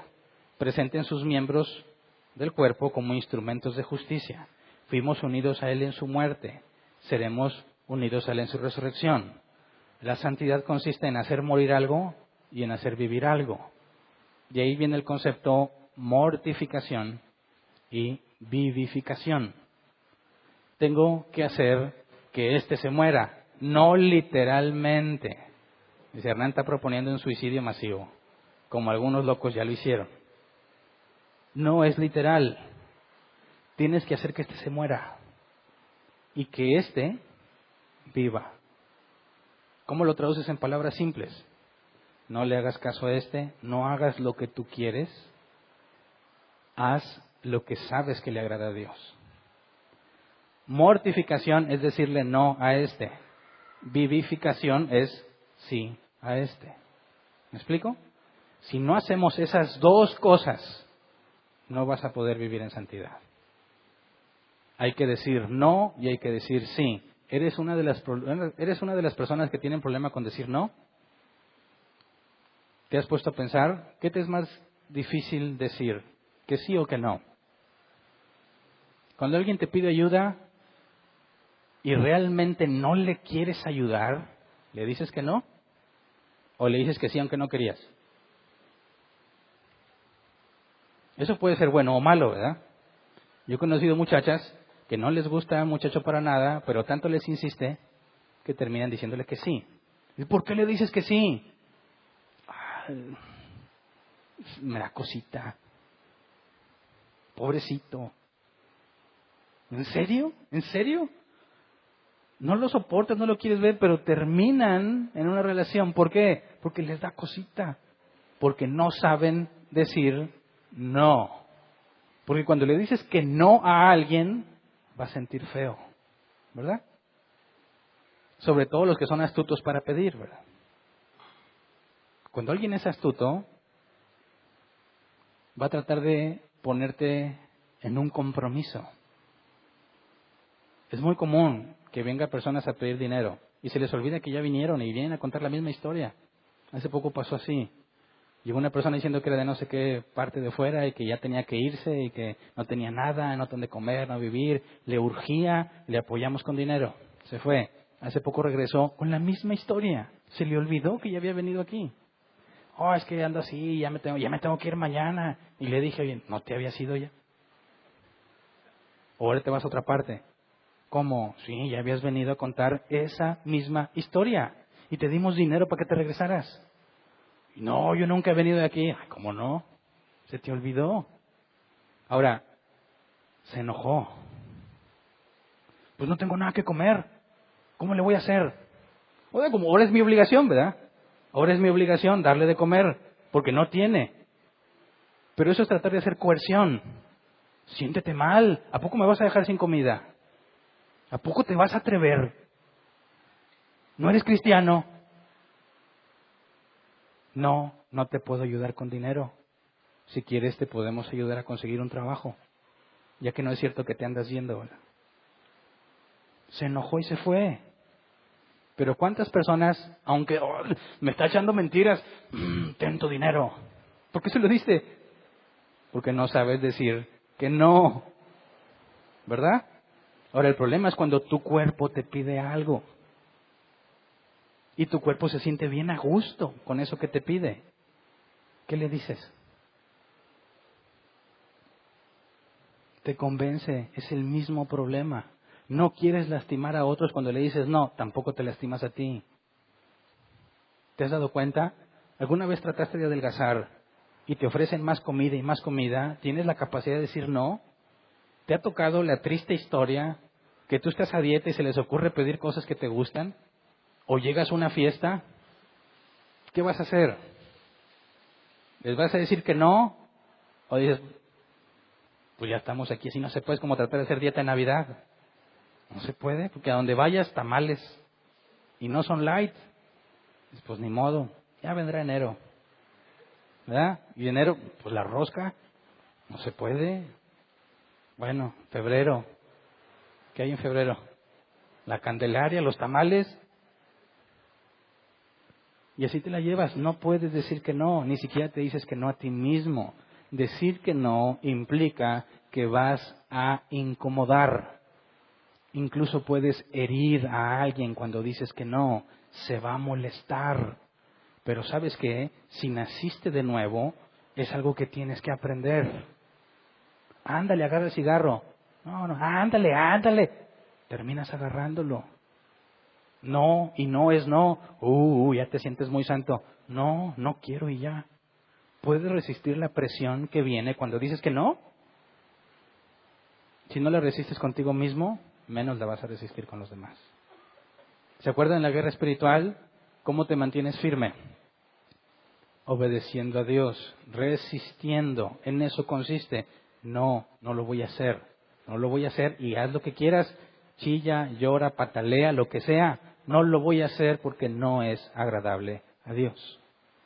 Ese es el ideal. En algunas cosas sí lo hacemos, en otras cosas no nos sale. ¿Dónde está el problema? En nosotros. Pero la buena noticia es que aunque este cambio es inmediato, Dios te hizo nueva criatura de inmediato, este te va a tomar toda la vida. Toda la vida. Dices, no, bueno, entonces el año pasado empiezo. El año que viene empiezo. ¿Verdad? Dices, ¿cómo dice? Voy a empezar a estudiar a las 6 y son las 6:15, ni modo, hasta las 7, ¿verdad? Ahora sí lo voy a hacer a las 7. No, ponte a estudiar ya aunque perdiste 15 minutos. ¿Verdad? Voy a leer la Biblia y ya se me pasó. No, mañana. No, siéntate a hacerlo, lo que dijiste que ibas a hacer. Si tienes que ser santo, como consecuencia, no pienses que es mágico. Estás en guerra. Ahora, Romanos 6, 15 al 18. Si ya nací de nuevo y Dios no me va a abandonar y nada me separará del amor de Cristo, entonces ¿para qué me esfuerzo, no? Dios es el que hace la obra. Dice Romanos 6, 15 al 18. Entonces, ¿qué? ¿Vamos a pecar porque no estamos ya bajo la ley sino bajo la gracia? De ninguna manera. De esto acusan a los que, como nosotros, creemos en la elección y predestinación. Dicen, como ya fuiste elegido, puedes pecar lo que tú quieras. De ninguna manera. Porque si Dios me transformó, hay una guerra en mí. Y no puedo hacer simplemente las cosas malas que yo hago. Ocasionalmente Dios me deja caer. Pero Él es fiel y justo para perdonarme. Dice el apóstol Pablo, ¿acaso no saben ustedes que cuando se entregan a alguien para obedecerlo, son esclavos de aquel a quien obedecen? Claro que lo son, ya sea del pecado que lleva a la muerte o de la obediencia que lleva a la justicia. Fíjate bien, ¿eres esclavo del pecado o de Dios? Los esclavos no se mandan a sí mismos. Los esclavos siguen órdenes. ¿Sigues órdenes de este o sigues órdenes de él? ¿Me explico? Dice el versículo 17, pero gracias a Dios, aunque antes eran esclavos del pecado, ya se han sometido de corazón a la enseñanza que les fue transmitida. En efecto, habiendo sido liberados del pecado, ahora son ustedes esclavos de la justicia. Así que la santidad tiene que mostrarse en un cristiano a fuerza, porque es esclavo de Dios. ¿Me explico? Esa es la evidencia de quién es quién. Jesús dijo, al árbol lo conoces por sus frutos. Si el árbol es bueno, va a dar fruto bueno. Si el árbol es malo, no va a dar fruto bueno. ¿Verdad? Ahora, ¿qué fruto das tú? No qué crees, qué doctrina profesas. No. ¿Crees en la elección? No estoy hablando de eso. ¿Qué me dice tu vida? Las cosas que haces. No lo que querías hacer, lo que hiciste. No lo que querías decir, lo que dijiste. No lo que planeaste, lo que llevaste a cabo. Claro que va a haber error, pero hay evidencia de que hay santidad. ¿Hay evidencia de que esto existe en ti? Se nos olvida muchas veces porque las iglesias nos enseñaron que si haces una oración de fe, ya eres salvo. Y no te enseña nada de eso. Mira, Romanos, versículo 19 al 23 ahí mismo, habla en términos humanos. Por las limitaciones de su naturaleza humana, antes ofrecían ustedes los miembros de su cuerpo para servir a la impureza, que lleva más y más a la maldad. Ofrézcanlos ahora para servir a la justicia, que lleva a la santidad. Cuando ustedes eran esclavos del pecado, estaban libres del dominio de la justicia. ¿Qué fruto cosechaban entonces? Cosas que ahora los avergüenzan y que conducen a la muerte. Pero ahora que han sido liberados del pecado y se han puesto al servicio de Dios, cosechan la santidad que conduce a la vida eterna. Porque la paga del pecado es muerte, mientras que la dádiva de Dios es vida eterna en Cristo Jesús nuestro Señor. Dice, cosechan la santidad. Cosechan la santidad. Cosechar, en el sentido de la agricultura, tiene que ver con algo que ya se sembró, con algo que ya empezó, y a su debido tiempo, con las condiciones necesarias, va a crecer y va a dar fruto. La santidad se cosecha. Porque si Dios ya hizo esto en ti, y Él es el que se encarga de que tengas lo necesario, vas a dar fruto. Tiene que haber evidencia. Entonces, ¿es muy sangrón el que está seguro que es cristiano? ¿Se jacta? ¿Cómo te atreves a decir que eres cristiano? No, al revés. Precisamente por el conflicto que tengo, no por mi perfección, por el conflicto que tengo, por las tristezas continuas, por lo que terminé haciendo, por el coraje que me da, que no me pude refrenar algunas veces. También por el placer que se siente en saber que conquisté cosas que no podía conquistar. La alegría y el gozo que se siente cuando dije no a lo incorrecto. Eso no dice que yo soy mejor. Eso me dice que soy nueva criatura. Pero entonces, ¿cómo eres nuevo? Precisamente es que esto es lo nuevo.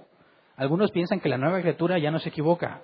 Soy nueva creación, conforme a Dios, a la imagen de Dios, sí, pero solamente internamente. Soy una nueva criatura porque no soy como aquel. Pero no soy el mejor. Porque cuando hablamos de que Dios hizo una nueva criatura, esto es lo que diseñó, esto es lo que creó. Un hombre que se deleita en Dios y lucha con su pecado. Esa es la definición de cristiano. ¿Me explico? ¿Hay cristianos hipócritas? ¿Sí? ¿Conoces a uno de ellos? ¿Sí? Dice, conozco 2 o 3. La respuesta es sí, aquí está, ¿verdad? No, es que aquel es más hipócrita. Otra vez vuelves al problema que dijimos al principio. ¿Conoces a un hipócrita? Sí. Cuando dice, ay, hay puros hipócritas. Sí. De hecho. ¿Y sabes qué? Mientras más sabes, no sé si te habías puesto a pensar, mientras más sabes, más hipócrita eres. ¿Entiendes por qué? Fíjate, empiezas a caminar en las cosas de Dios y sabes cosas básicas, ¿verdad? Y dices, bueno, estoy fallando en lo poquito que sé. ¿Qué me dijeron? Pues que tengo que ir a la iglesia, que tengo que orar. Y a veces no tengo ganas, ahí voy creciendo en santidad por lo poquito que sabes, ¿verdad? Cuando sabes más, cuando sabes que no nomás es voy a la iglesia, sino que recibiste dones y que tienes que estar poniéndolos en práctica para edificar, y a veces no tienes ganas y no vienes, dime, ¿eres menos o más hipócrita? Más hipócrita porque sabes más. Y como sabes más, deberías hacer más, ¿verdad? Entonces empiezas a crecer en conocimiento de Dios y empiezas a crecer y cada vez eres más hipócrita cuando te equivocas, ¿verdad? ¿Pensaste que lo hipócrita se te iba a quitar? Nunca en este cuerpo. Mientras más sabes, más se te demanda. Y mientras más sabes, más claro son tus errores, ¿verdad? ¿Quién que esté buscando a Dios de todo corazón se va a sentir superior a los demás? ¿Quién podría decir, aquí yo soy el mero bueno? Es absurdo. Fíjate, el problema de eso es que el que está seguro de que está bien se cree santo, ¿verdad? Pero en realidad, eso que él piensa que es santidad es pecado. El que realmente es santo, ¿cómo se ve a sí mismo? Como un pecador, ¿verdad? Así que veamos estas paradojas para definir lo que una nueva criatura es. No puedo practicar el pecado. Si yo nací de nuevo, dice la Biblia, no practico el pecado, pero peco. Palabras de Juan, 1 de Juan 3:9. Ninguno que haya nacido de Dios practica el pecado, porque la semilla de Dios permanece en él. No puede practicar el pecado porque ha nacido de Dios. Entonces, yo ya no debo pecar, ¿verdad? No puedo porque nací de nuevo. Y luego el mismo Juan, 1 de Juan 1:8. Si afirmamos que no tenemos pecado, nos engañamos a nosotros mismos y no tenemos la verdad. Entonces decimos, si yo nací de nuevo, no debo pecar, pero peco. ¿Es una contradicción? No. No practico el pecado, no es lo mismo que no peco. No practico el pecado es lo que vimos en Guerra Espiritual, algo que aceptas como parte de tu vida y así vives. Sí, pues así soy y ya. No luchas con eso, lo aceptaste. Eso es practicar el pecado. Si naciste de nuevo, no practicas el pecado. Y si te atreves a decir que no pecas, estás pecando de mentiroso. Entonces, ¿quién de nosotros puede llegar a la conclusión de que ya no peca? Solo el que miente, ¿verdad?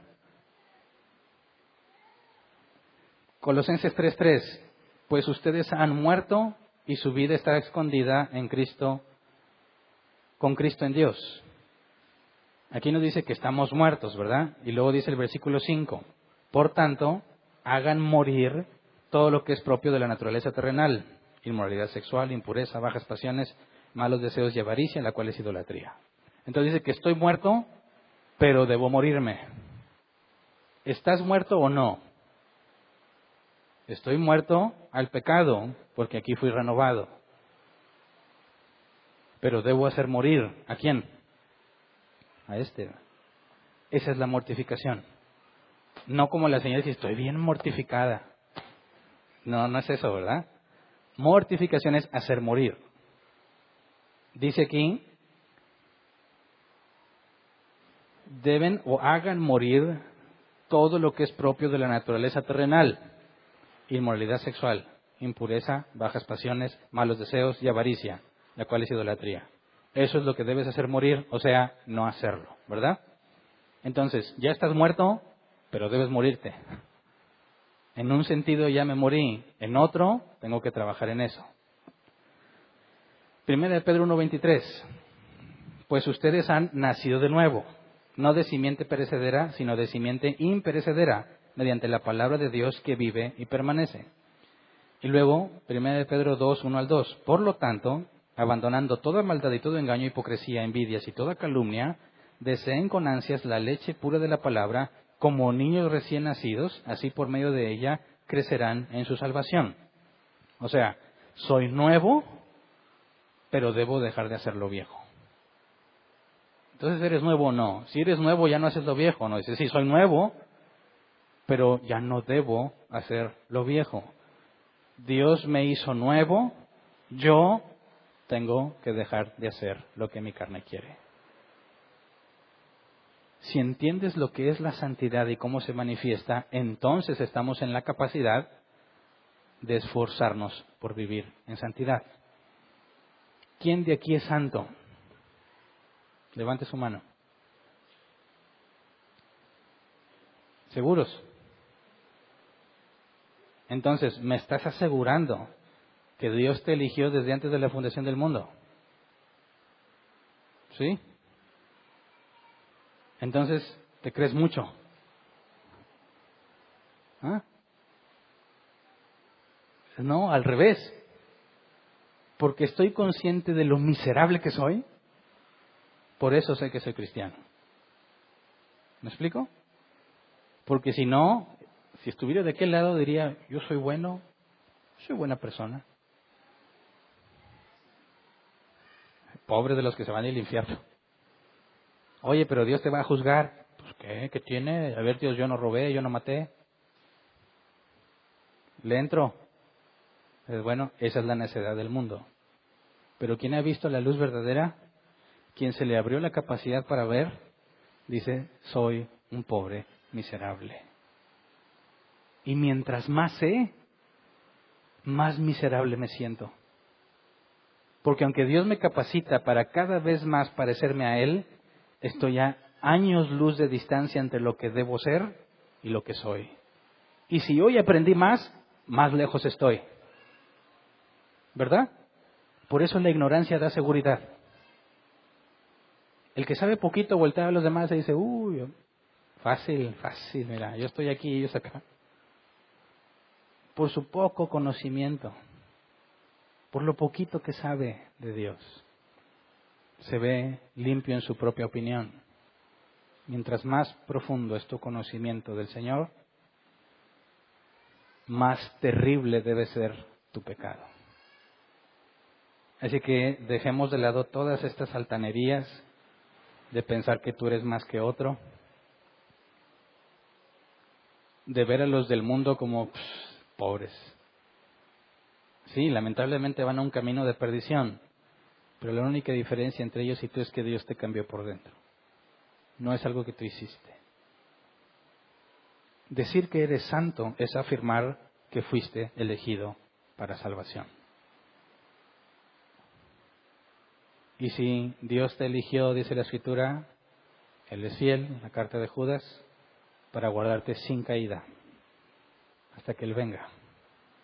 Jesús dijo, de los que Él me dio, su voluntad es que no pierda yo ninguno. Nadie los arrebatará de mi mano. Nos esforzamos con la confianza de que Jesús reina y que me va a disciplinar. Cuando yo ya no tenga ganas de avanzar en las cosas de Dios, mi preocupación no es me voy a perder. Lamentablemente nuestra situación es como la de Jonás. Me voy lo más lejos que pueda porque Dios me va a obligar. Te sabes esclavo. Tú mismo sabes que tu rebeldía no tiene sentido porque Dios va a terminar transformándote. ¿Me explico? La vida del cristiano está basada en la confianza del Dios que lo transformó. Y evalúa qué debo ser según la Biblia y quién soy. Y el primer paso es la mortificación. Ya no hacer lo que no debo hacer. Eso te da la pauta a la vivificación. Hacer lo que debo ser. Y ahí hay mucha información que debemos analizar. La Biblia dice, confesaos vuestros pecados unos a otros. ¿Por qué? ¿Qué se requiere para que un pecado se mantenga vigente? Que esté oculto. ¿Realmente quieres acabar con un pecado? ¿Qué es lo primero que debes hacer? Sacarlo a la luz. Te va a doler. Te va a dar vergüenza. Te vas a sentir vulnerable, humillado. Sí, pero empiezas a matarlo. Empiezas a acabarlo. Ya no te puedes esconder. ¿Me explico? Por eso cuando hablamos de reunirnos como cristianos hay que hacer una distinción. Lo que hacemos aquí en la iglesia y lo que haces fuera de la iglesia. ¿Tienes problemas lidiando con pecado? Necesitas amigos cristianos. No sé si alguna vez hiciste la relación. Si nada más convives con cristianos aquí en la iglesia, te aseguro que tienes mucho pecado en tu vida, pecado no confesado. Porque lo tienes oculto, nadie sabe. Y mientras esté oculto ahí, ya que tú no puedes controlarlo, te controla a ti. Pero cuando te abres ante alguien, en el matrimonio, ahí lo tienes claro, en automático. Te abres ante tu mujer, ante tu esposo, y se ven tal cual son, y te ayudan. Pero cuando no estás casado, necesitas hermanos en Cristo. Son pocos. Ese nivel de cercanía son pocos. Cuando les digas este es mi pecado, no puedo con él. Si ellos son cristianos, no se van a burlar. No te van a tener en poco, porque también ellos luchan con otro pecado. Y cuando tú le confiesas y dices, ya no quiero tenerlo, no puedo con él, quiero compartir mi carga contigo. Ayúdame a cargar este pecado.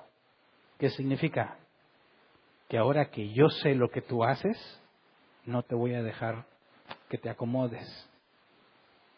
Y tienes un problema de pecado que lo haces estando tú solo, voy a evitar que te quedes solo. ¿Para qué? ¿Para hostigarte? No. Para que termine de morirse ese pecado. Porque tú solo no puedes. Cuando tú vayas a ocultarte, tu hermano en Cristo va a decir, no, yo también estoy aquí, yo voy a ver lo que haces. Porque si te veo, no lo vas a hacer. ¿Me explico? Pero para poder tener hermanos así, tienen que comprender esto. Qué triste es cuando alguien que está luchando con pecado acude a alguien para confesarlo y no lo valoran. Y se burlan. Y dicen, aguas, ahí viene este cochino. Lo ahorillas a mantenerse oculto. Y como ya confesó que no puede, ahí va a estar atorado Dios sabe cuánto tiempo. ¿Cuántas personas han perdido cosas valiosísimas que Dios les dio? Matrimonios, ministerios, trabajos, salud, bienes materiales, por pecados que no supieron sacar a la luz. Quien ama como hermano va a ayudarle a llevar la carga. Va a decir, vamos juntos, yo te ayudo, yo te confieso esto. para que tú me ayudes. Y estamos en un convenio. Nos confesamos, somos vulnerables uno con el otro. Y vamos a luchar. Eso hace mucha falta en el cristianismo. No se da porque no entendemos la santidad. No comprendemos el nuevo nacimiento. No lo podemos explicar, por consecuencia no lo vas a practicar. Por eso estamos viendo con detalle todo esto. Alguno puede decir, sí, esto ya lo habías dicho, Hernán, sí, pero no estoy dándole el enfoque práctico que ahora le estoy dando. Es necesario que entendamos que ninguno entre nosotros es mejor que el otro. Y que así como tú batallas, yo batallo. En cosas distintas, pero batallamos. El que no batalla no es cristiano. ¿Verdad? Así que este tema nos abre la pauta a profundizar en la mortificación y en la vivificación. Si Dios quiere, el próximo domingo empezamos a mortificarnos en el sentido bíblico, ¿verdad? Que vamos a ponernos de pie y vamos a orar.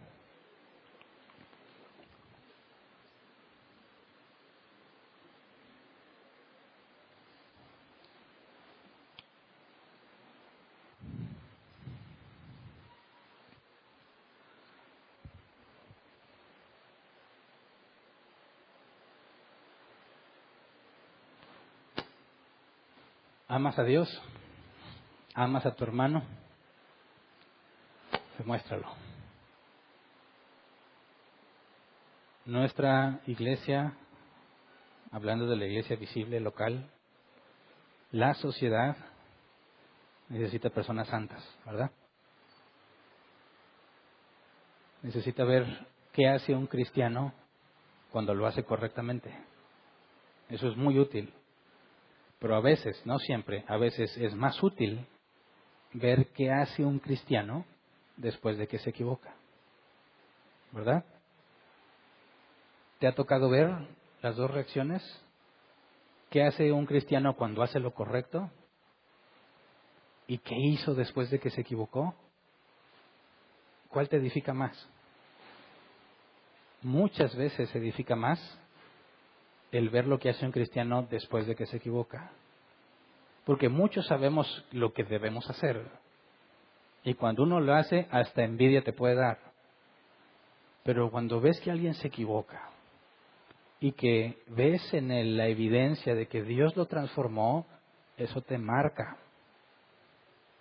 Al menos ves a alguien que no está jugando a ser cristiano.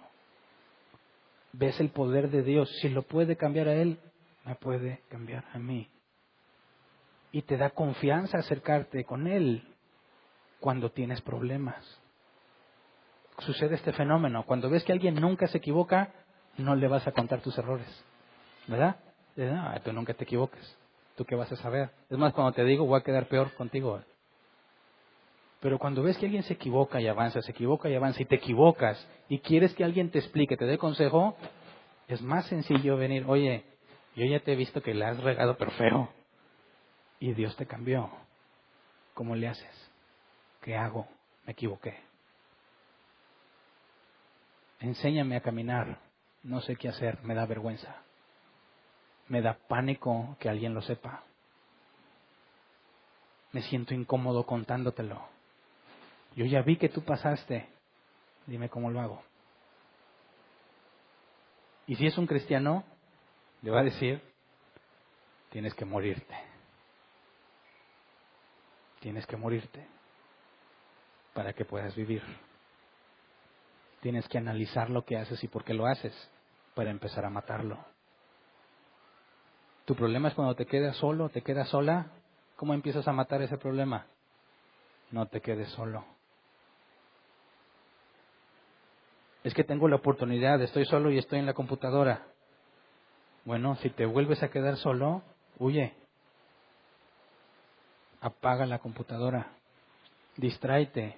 Y eso es empezar a morir a ti. Y no basta solo eso, porque te falta la vivificación.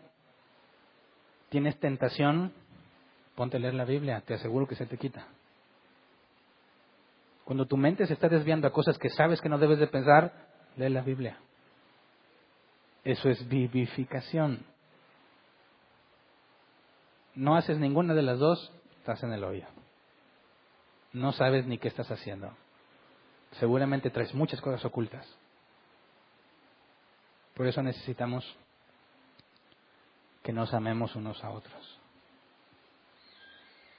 Que veas a tu hermano igual que a ti. Los dos luchamos. Si mi hermano cae, toda la iglesia se duele. ¿Verdad? Si nos amamos, vamos a ayudarnos para no caer. Y si caímos, pediremos entre nosotros la ayuda para ser restaurado. El cristiano que se sabe con hermanos no huye cuando peca. No deja de venir a la iglesia porque pecó. Viene a buscar a sus hermanos. Porque sabe que también ellos pecan. Y que si Dios los ha sostenido, también lo puede sostener a él. De esa manera la iglesia cobra un sentido distinto. No nada más es venir y la predicación, y te vas. No, necesitas conocer a otros por tu propio bien y el bien de ellos. Algo que hemos insistido mucho entre nosotros. Y espero que a raíz de esto que empecemos a estudiar se vuelva algo totalmente comprensible. Que no se trata de si eres social o no.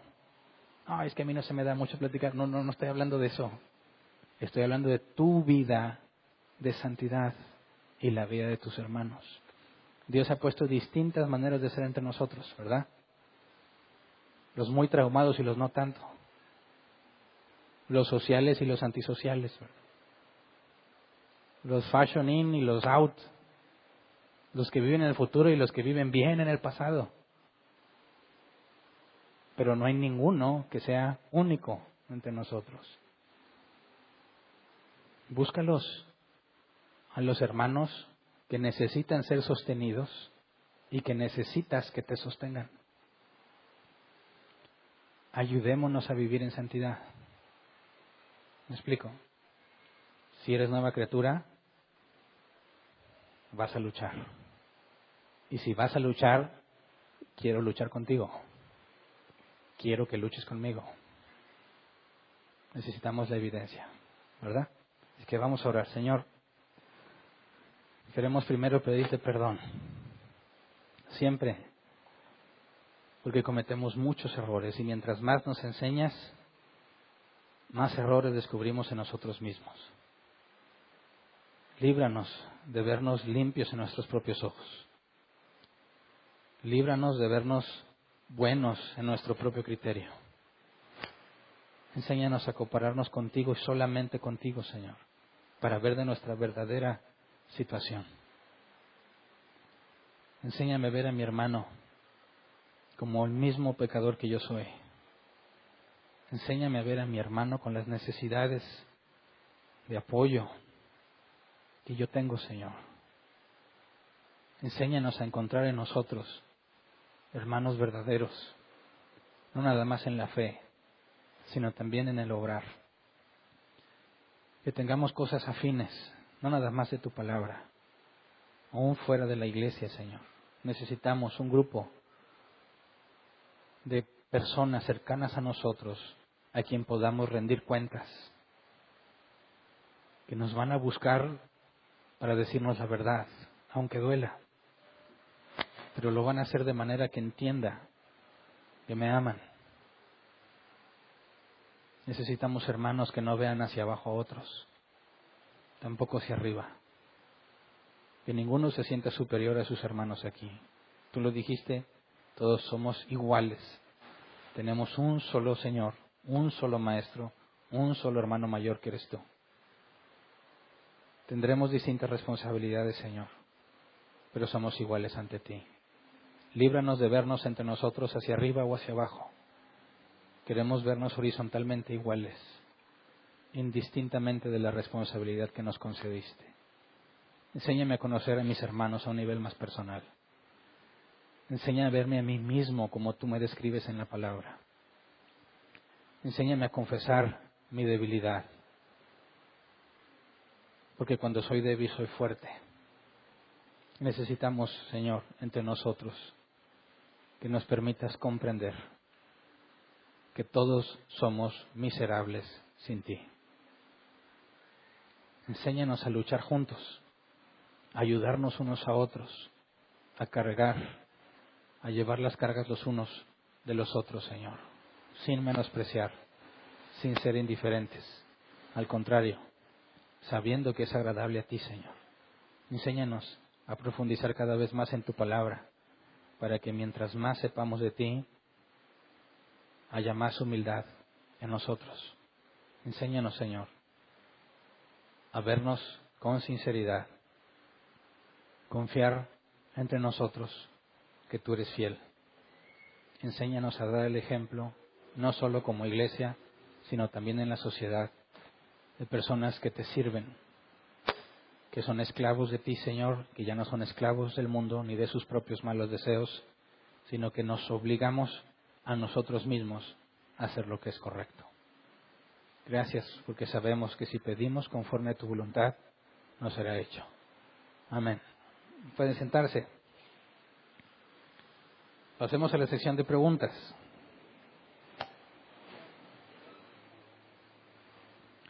Si alguien tiene una pregunta, levante su mano. Tenemos 15 minutos para responder. Preguntas del tema, ¿verdad? Haz tu pregunta lo más concisa posible para que quede clara y poder darle respuesta también lo más rápido posible y poder abarcar todas las preguntas que posiblemente haya.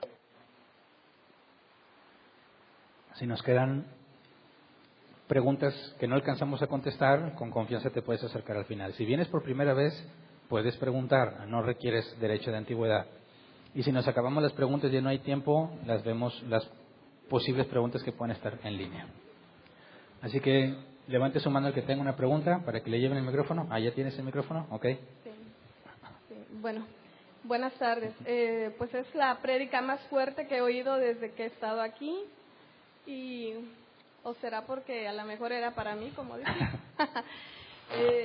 Tengo una duda yo creo que para que nadie salga si tienen esa misma duda igual que yo, puede que aquí que la mayoría nos consideramos cristianos, ¿cómo podemos entender que no estamos siendo hombres naturales si nos encontramos en un conflicto, pero que también el hombre natural puede tener un remordimiento o puede tener, después de tener algún problema, puede sentirse mal? ¿Y cómo podemos diferenciar? O nos damos cuenta, conocemos personas que no conocen de la palabra de Dios y tienen problemas y se sienten mal y tienen, no sé, algo en la conciencia. ¿Cómo podemos estar seguros? Bueno, conciencia en el sentido de saber lo bueno y lo malo a un nivel genérico es parte de ser humano. Dios ha puesto en todos esta conciencia que nos demuestre que hay un Dios. Pero en la mortificación vamos a andar un poco más en ese detalle. Pero te puedo decir ahorita claramente que la distinción no es solamente lo que haces, sino porque lo haces. Quiere hacer lo que es bueno porque quiere agradar a Dios. Si se propone hacer lo bueno, lo hace porque él quiere. No está tratando de agradar a Dios. Es decir, si hay un incendio y hay un niño adentro, tanto un cristiano como un no cristiano pueden entrar a tratar de salvar al niño. Eso no es ningún problema. El asunto es ¿por qué lo haces? ¿Lo hiciste por hacer un acto heroico? ¡Qué bueno! ¿Lo hiciste por rescatar al niño? ¡Qué bueno!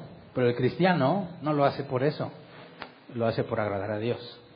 Esa es la diferencia. Por eso Jesús hablaba de los fariseos hipócritas, que hacían muchas cosas, pero no para agradar a Dios, sino para obtener cosas de los demás.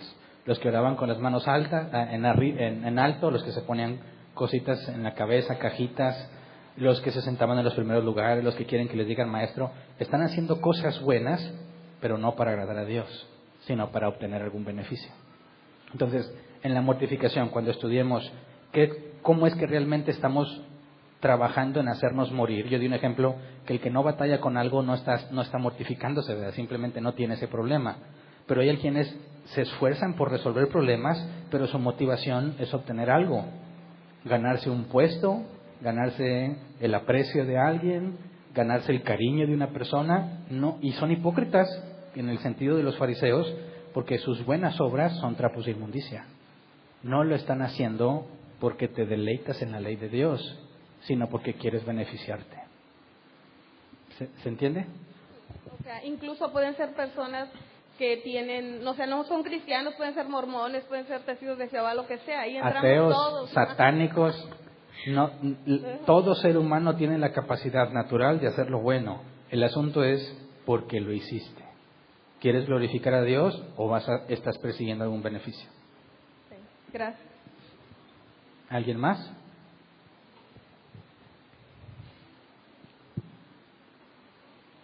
¿No? Allá y acá.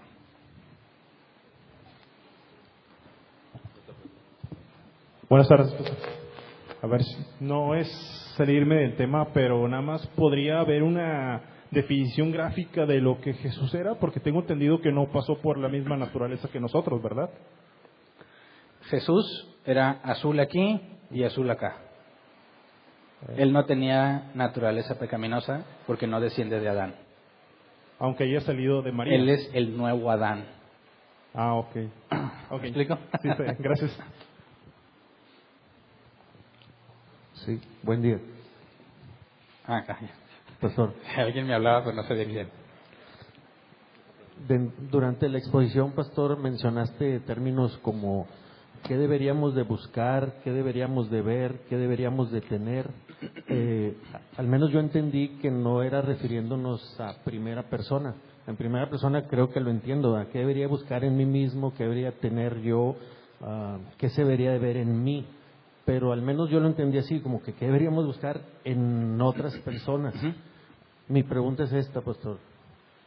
¿Qué tan importante sería o qué tan importante es el que alguien que crea que está en el camino y que crea que fue elegido y predestinado y todo eso, volteemos a ver a nuestro lado? O sea, ¿por qué sería importante que yo volteara a ver a mi hermano Raúl y a qué debo de ver en Raúl? ¿Qué debo de buscar en Raúl? ¿Qué debe de tener Raúl? O a Raúl, o a Marisol, o cualquiera de los que están atrás de mí. O sea, durante la exposición entendí que hiciste esas formulaciones. Entonces, Sí. mi pregunta ¿es importante realmente eso? Yo entiendo, bueno, voy a hacerlo por mí, pero de ahí andar buscando a ver si tal o cual hermano o hermana se le ve o no se le ve. O sea, ¿es importante eso o no? Sí. Como lo dije, no para sentirte superior a ellos, sino para ver cómo les ayudas. En un sentido, si te tienes hermanos en Cristo y no te importa lo que ellos hacen, no los puedes edificar, ¿verdad? No podrías ayudarles a llevar sus cargas. Pero si empiezas a relacionarte con hermanos que ves que batallan, pero ves que luchan, es tu hermano. Y si lo puedes apoyar, deberías buscar apoyarlo. Por eso el primer paso, cuando alguien peca, es ir y hablar con él a solas. Mateo 18. Estamos viendo el sentido de la motivación. Si yo me aíslo, digo, mira, yo no me importa lo que ustedes hagan, yo vengo aquí con los ojos puestos en Dios, estás en pecado, porque no estás buscando cómo edificar. Pero si vas a ver a los demás para sentirte mejor, también estás en pecado. Así que, además hay advertencias, que entre nosotros se levantarán lobos vestidos de ovejas. Entonces, cuando alguien dice que es cristiano y empieza a avanzar en las cosas y se le empiezan a dar responsabilidades y tú ves que no hay congruencia en su obrar, te vuelves cómplice si no dices nada, ¿verdad? Entonces, sí tenemos que estar viendo qué hacen nuestros hermanos, no para sentirnos superiores, sino para poder edificarlos o para poder detectar quién entre nosotros no debe de recibir confianza, ¿verdad? Por eso hay requisitos para diáconos y para ancianos, una serie de requisitos que identifican a un cristiano maduro, para que no haya simplemente alguien que falsifique una vida cristiana y como nunca realmente sabes lo que hace, muchos parecen cristianos, ¿verdad? Es muy fácil parecer cristiano. Simplemente ven a la iglesia y habla como nosotros y todos te van a creer que eres cristiano. Pero el que está viendo cómo eres, de hecho, acuérdate, para la membresía de la iglesia decimos es necesario aceptar el proceso de disciplina, de que si alguien ve que haces algo incorrecto te digan. Y si tú lo ves, tienes la responsabilidad de decirlo. Se requiere, si nos cuidamos como hermanos, se requiere que pongamos atención en las cosas que hacemos. Entonces, pastor, si ningún hermano se ha acercado a mí para reprenderme o confrontarme en alguna situación de mi vida que no digo que sea perfecto, puedo tener cierta paz de que no han visto nada peor en mí o que se quedaron callados y como has dicho también, o sea, no, pues quédate callado, puedo tener esa cierta paz. Depende. Digo, no soy perfecto. Depende de los que te rodean. Sí, pensando que no son hipócritas, si alguien yo hubiera visto algo en mí, hubiera venido y me hubiera dicho, ¿sabes qué, hermano? Tú estás mal por esto, estás mal por lo otro. Se supone que sí debe funcionar. Bueno, dependería, ¿verdad? Si te has rodeado de personas que tú sabes que te aman en Cristo y que son sinceros y te quieren ayudar y no te han dicho nada, no significa que estás bien, significa que tus pecados no son tan visibles, ¿verdad? Ahora, pero no significa que porque no te dicen nada no es visible. Lamentablemente puede haber personas que están viendo lo mal que haces y no te dicen nada. Pero eso ya es un problema no nada más tuyo que lo estás haciendo, sino también del otro que no te dice. Ya los dos están en pecado. ¿Me explico? ¿Alguien más? Sí, acá. Buenas tardes. En Romanos 7:15 que dice, porque lo que hago no lo entiendo, pues no hago lo que quiero, y sino, y luego termina en el 25, en el 24, miserable de mí, ¿quién me librará? Ahí está hablando Pablo antes de tener el nuevo nacimiento una persona de que no sabe cómo librarse, pero Cristo le liberará. O ya está renovado, pero está luchando con esa parte. Ok, si te fijas, este hombre natural, ¿qué quiere hacer internamente? ¿Lo bueno o lo malo? Lo que la carne quiere. Ok, el conflicto que lees ahí está entre alguien que quiere hacer lo bueno y no lo hace. ¿Quién es el que está en esa situación? ¿El hombre natural o el hombre regenerado? El hombre regenerado. Pero cuando dice que damos gracias a Jesús, lo que va a pasar es porque Él nos va a cambiar esto. Y cuando nos quite esto, se acabó el conflicto. Ok, esa es la pregunta. Si el conflicto se acaba después de que ya Cristo nos... En la glorificación se acaba el conflicto. Sí, pero mientras tanto ahorita decías que esa parte tiene que ser ya dominada por la parte que el hombre espiritual. Tenemos que luchar en dominarla.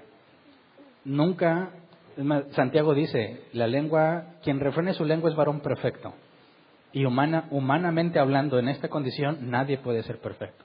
Es decir, siempre vas a tener problemas con la lengua. ¿Me explico?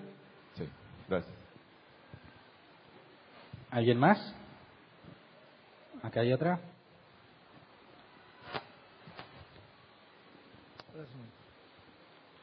¿Qué tal, hermano? Oye, entonces, para entender lo de Filipenses 2:13, que dice que porque Dios es el que en vosotros produce así el querer como el hacer, por su buena voluntad, podríamos entender que lo bueno en nosotros Él lo produce.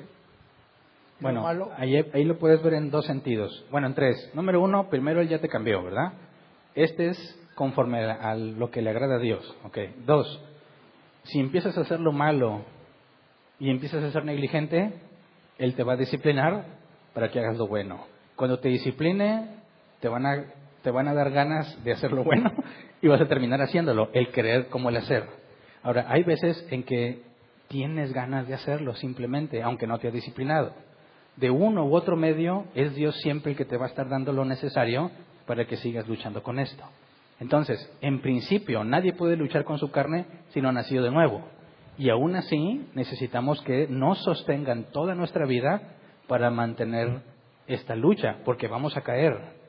Y vamos a caer muchas veces. Y no te puedes levantar tú solo, es Dios quien te restaura. Y cuando te restaura y te da fuerzas nuevas, vuelves a seguir luchando. La voluntad de Dios, y parece extraño, es que hasta que Él venga, estés luchando todos los días contigo mismo. ¿Me explico? ¿Alguien más?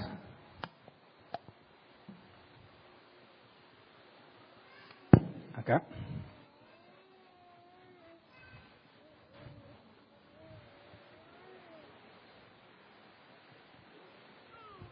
Sí, pastor, en relación a las últimas preguntas, también la tenía considerada.